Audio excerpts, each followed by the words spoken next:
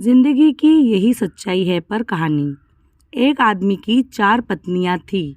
वह अपनी चौथी पत्नी से बहुत प्यार करता था और उसकी खूब देखभाल करता और उसको सबसे श्रेष्ठ मानता था।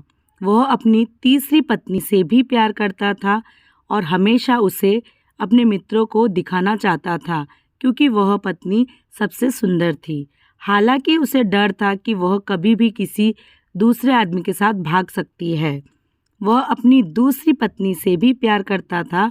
जब भी उसे कोई परेशानी आती तो वह अपने दूसरी पत्नी के पास जाता और वह उसकी समस्या सुलझा देती क्योंकि वह बहुत समझदार थी।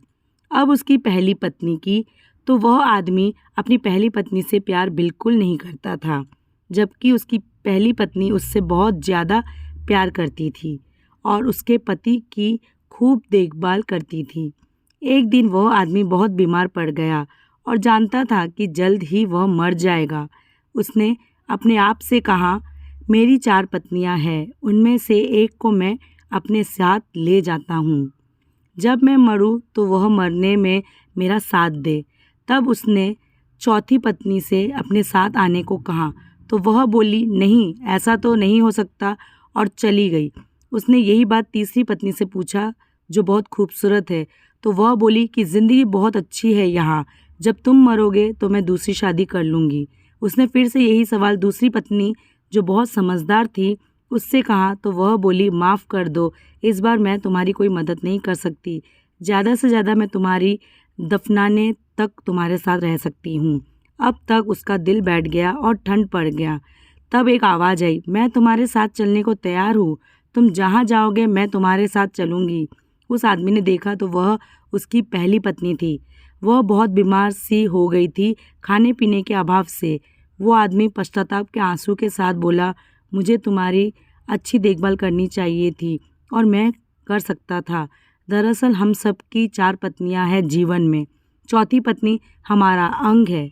हम चाहे जितना सजा ले संवार ले, पर जब हम मरेंगे तो यह हमारा साथ छोड़ देगी। तीसरी पत्नी हमारी जमा पूंजी, पैसा, रुतबा।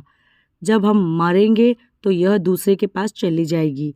अब दूसरी पत्नी है हमारे दोस्त व रिश्तेदार, चाहे वह कितने भी करीबी क्यों ना हो। हमारे जीवन काल में मरने के बाद हद से हद वह हमारे अंतिम संस्कार तक साथ रहते हैं। पहली पत्नी हमारी आत्मा है जो सांसारिक मोह माया में हमेशा उपेक्षित रहती है।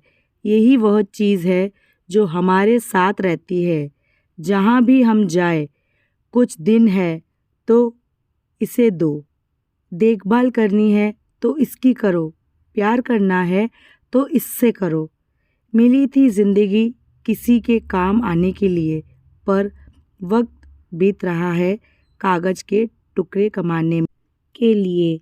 क्या करोगे इतना पैसा कमाकर?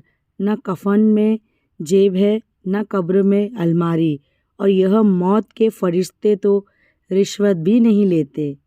धन्यवाद दोस्तों। उम्मीद है आपको ये कहानी पसंद आई होगी। धन्यवाद।